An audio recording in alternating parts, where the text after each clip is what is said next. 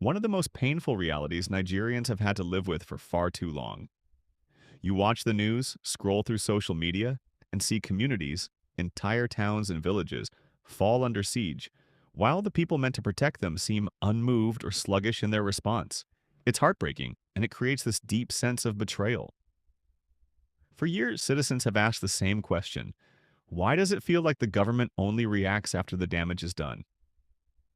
The slow, sometimes indifferent response has left many people wondering whether there's a lack of will, poor coordination, or even hidden interests at play.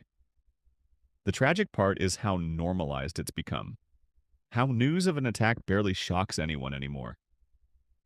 People are tired. They've buried too many loved ones, lost livelihoods, and watched their leaders make promises that fade before the next crisis. That's where that suffering and smiling mentality shows again. Folks feel powerless, so they return to survival mode, clinging to faith and hope because that's all they have left. Yes, awareness is rising. Nigerians are starting to speak out more boldly, question military accountability, and call for real reforms rather than empty condolences. And it's one so many people feel but rarely say out loud. It does often seem like Nigeria has been carved up and handed to a few powerful families and political dynasties, leaving the rest of the population as spectators in a game they can never win.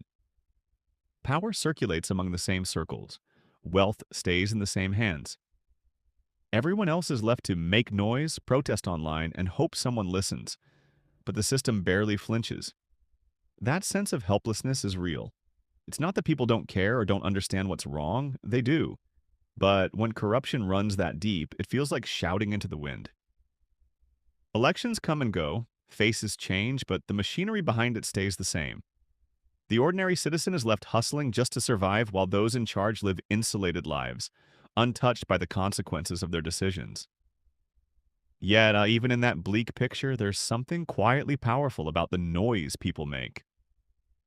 History shows that noise, when consistent, collective, and brave, eventually shakes even the most rigid systems. It might take time, but awareness is growing. Narratives are shifting. People are documenting, exposing, educating, and connecting in ways that weren't possible before. Boom! The US President, Donald Trump, redesignated Nigeria as a Country of Particular Concern, CPC, under US policy on religious freedom. He publicly warned that if Nigeria does not do more to stop attacks on Christians, the US might take direct action, including military options, saying the US could act if the Nigerian government fails to protect